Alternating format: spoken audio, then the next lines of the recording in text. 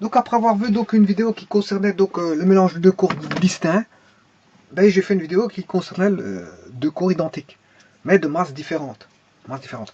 Voilà. Bon, et ça, je peux prendre le cas de figure, c'est par exemple, je prends de l'eau et je mélange de l'eau.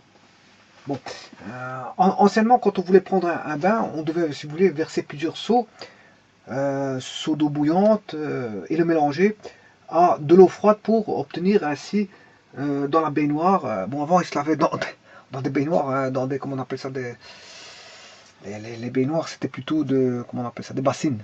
Des bassines. Alors, quand on dit bassines, des baignoires, c'était des bassines. Les gens se lavaient dans des bassines.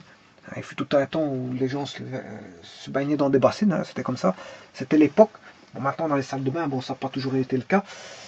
Peut-être la hiérarchie avait peut-être à ce moment-là bon, des pièces d'eau. Ben, tout le monde n'avait pas ces pièces d'eau. Généralement, les gens avaient une salle de bain, ils se lavaient près du poêle.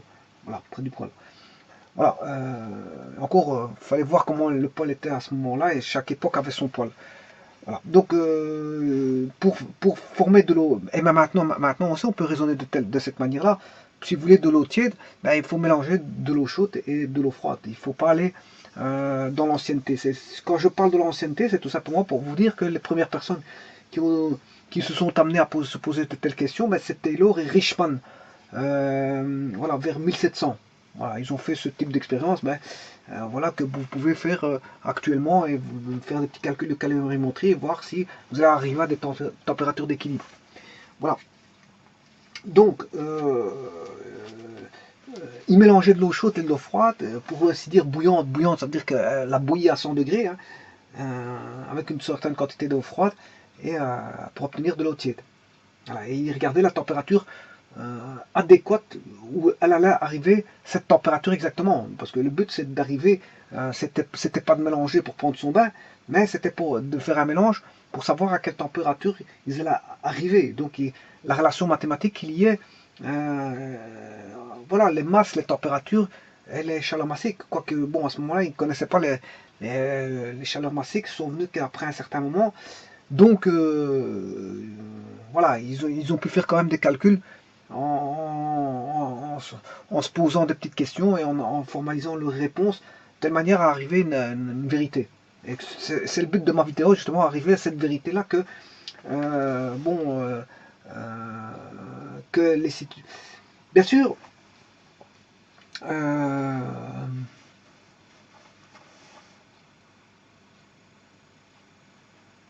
bien sûr, il faut considérer que l'eau doit être bien mélangée, hein. Tout doit être homogène. C'est pour ça que dans les calorimètres, on met des. Comment est-ce qu'on appelle ça?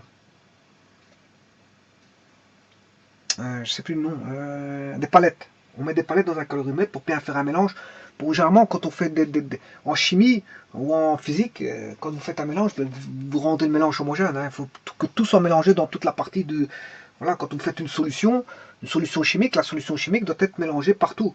Partout dans tout. C'est pour ça qu'on met des palettes. C'est pour avoir un mélange complètement homogène, hein. Voilà. Donc il faut bien mélanger, si vous voulez, l'eau pour euh, arriver à avoir la stabilité et l'équilibre physique, et donc la température d'équilibre. Et donc, ces situations-là ont été décrites par, comme je vous l'ai dit, Taylor et Richman vers 1700, euh,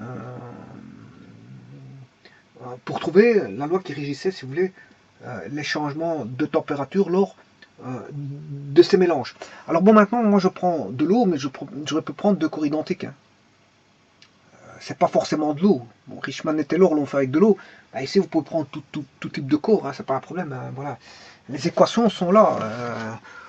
Voilà, ça c'est les équations quand on a deux cours identiques. Je l'ai fait pour deux cours différents, mais là vous l'avez pour deux cours identiques. Voilà, donc si vous voulez faire un mélange d'eau froide et d'eau chaude. Si ce n'est qu'ici, bon, le C, il est identique. Donc on n'en tient même pas compte parce qu'il se simplifie. Je ne sais pas si à cette époque ils connaissaient la chaleur massique, mais avec ça, ça suffit. C'est ça que je veux dire. Avec ça, ça suffit. Parce que je vous ai bien vu que dans la vidéo précédente, bon, les C se simplifiaient, hein. Je ne vais pas revenir sur les vidéos précédentes parce qu'elles ont été développées. Je suis arrivé à ce stade-ci au travers de vidéos qui ont déjà été faites. Donc, je ne vais pas refaire toutes les vidéos pour vous montrer comment j'ai abouti à ce résultat. Il faut aller voir les vidéos qui ont consulté les vidéos qui ont été tout simplement établi pour arriver jusqu'à ce niveau-là. J'ai d'abord établi une vidéo qui concernait deux cours différents, ensuite deux cours identiques, ensuite voilà, j'aboutis à cette vidéo aussi, avec voilà, un mélange de deux cours, et je vais discuter sur les masses maintenant. Parce que, bon, je vais prendre un cas de figure qui est l'eau froide. Cours froid, c'est de l'eau froide, cours chaud, c'est de l'eau chaude. Voilà. Donc, on ajoute, bon, pour faire le mélange, vous aurez compris qu'on mélange dans une bassine la masse M1 et M2. M1 qui est à une température T1, et M2 qui est à une température T2. Voilà. Bien sûr, on obtient toujours de l'eau, parce que, voilà, pourquoi on obtient toujours de l'eau? Parce qu'on n'a que de l'eau. De l'eau et de l'eau, ça donne de l'eau. Voilà.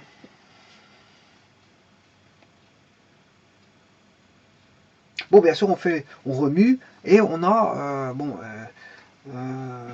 on a ceci, l'équation là. Donc, on a M1 sur M, sur la masse totale. M totale, c'est M1 plus M2. C'est la masse du mélange. M1 plus M2, c'est la masse du mélange. Alors, on obtient une température d'équilibre qui va dépendre d'une composante du froid et une composante du chaud. Voilà. Alors, comment va, justement, comment va évoluer la température d'équilibre en fonction des masses?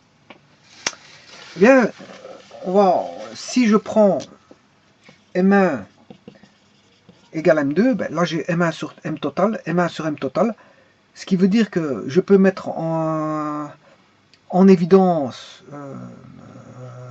non, j'aurai M1 sur M total, oui, donc j'aurai deux composantes identiques, que je vais appeler alpha, oui, et je peux mettre alpha en évidence. Donc alpha c'est M1 sur M total, voilà, donc j'aurai TI corps froid, température initiale corps froid plus température initiale corps chaud. Voilà, est égal à température d'équilibre, où le alpha vaut M1 sur M total, parce que M1 vaut M2. Voilà.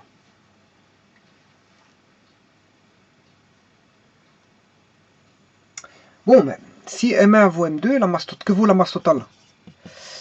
Je vais déterminer le coefficient alpha. Voilà, M1 plus M2 vaudra M1 plus M1. Ce qui veut dire qu'on a 2 M1. Donc alpha vaudra M1 sur 2 M1. Ce qui veut dire qu'on aura 1 demi. 1 demi. Donc ce alpha vaut 1 demi tout simplement. Donc ce qui veut dire que si vous voyez ce que c'est, en fait c'est la moyenne. Hein. Si vous avez les mêmes masses et les mêmes corps, vous mettez voilà, 10 kg, 10 kg d'eau, 10 kg et 10 kg d'eau, ben, vous allez avoir une température finale qui va être la moitié de température initiale des deux corps. Donc s'il y en a un qui est à 20 et l'autre à 50, vous allez avoir 50 plus 20 divisé par 2, ce qui fait 50 plus 20, 70 divisé par 2, 35. Vous serez situé entre les deux températures initiales. Si la température initiale du premier corps de l'eau de masse de 10 kg bon, est de 25 degrés Celsius, le deuxième est de 50 degrés Celsius, toujours avec 10 kg, hein, c'est 10 kg, 10 kg, parce que j'ai pris la même masse, 10 kg, 10 kg, mais on peut trouver la température, c'est 50 plus 25, je vais mettre 20 hein, pour avoir plus facile, voilà, 20, 50 plus 20, 70, l'eau, le mélange sera à 50 plus 20, 70, 30, 35 degrés. Donc à la moitié de 20 et 50. À la moitié de 20 et 50. La moitié de 20 et 50, c'est la moyenne. 20 plus 50 divisé par 2, ça fait 35 degrés. Voilà, ça c'est quand on a M1 qui vaut M2.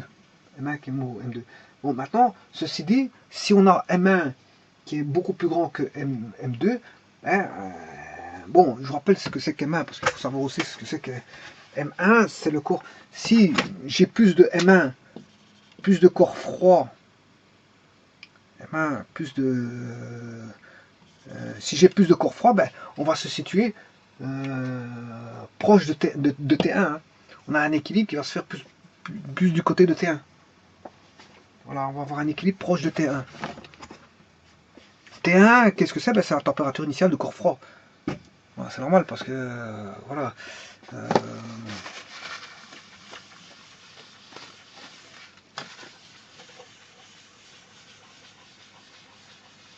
Bon, j'ai pris deux corps identiques là. Pour avoir la moyenne, il faut deux corps identiques. Hein. Mais ici, maintenant, je suis en train de discuter où les corps sont plus identiques. Hein. Quand je prends M1 beaucoup plus grand que M2, les deux corps sont plus identiques. Ça veut dire que la composante ici est beaucoup plus grande que la composante ici, M2.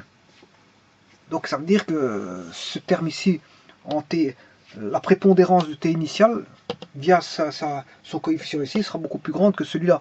Donc fatalement, c'est pour ça qu'on sera plus proche, le T équivalent sera plus proche de celui-ci, parce que celui-ci est plus grand en valeur. Il sera plus grand en valeur que celui-ci, c'est normal. Parce que on a un coefficient plus grand fois une température initiale, ben celui-ci va avoir plus de prépondérance. Hein. D'autant plus que M1 est beaucoup plus grand que M2. Maintenant, si je devais prendre M2 beaucoup plus grand que M1, là la prépondérance c'est de celui-ci, le coefficient ici serait beaucoup plus grand que celui-ci, et donc si je multiplie celui-ci, si je multiplie par un coefficient plus, la température ici par un coefficient d'autant plus grand que la température ici, mais c'est normal qu'ici on aura une prépondérance voilà, vers la température du corps chaud. Hein. C'est normal parce qu'il y a plus de masse de corps chaud, donc on aura une évolution vers la température de corps chaud. On aura une évolution qui va aller vers le stade voilà, de corps chaud.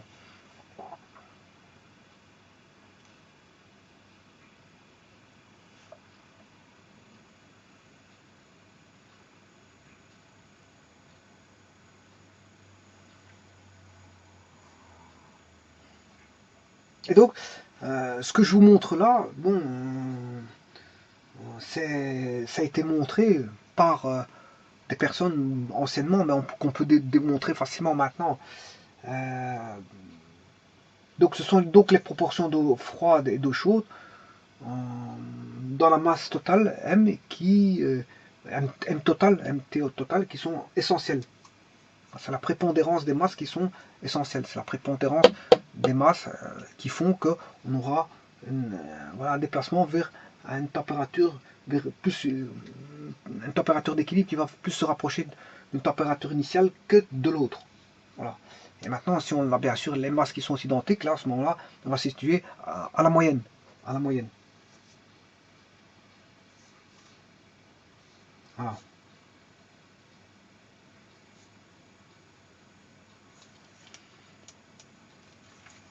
Voilà, je vous remercie.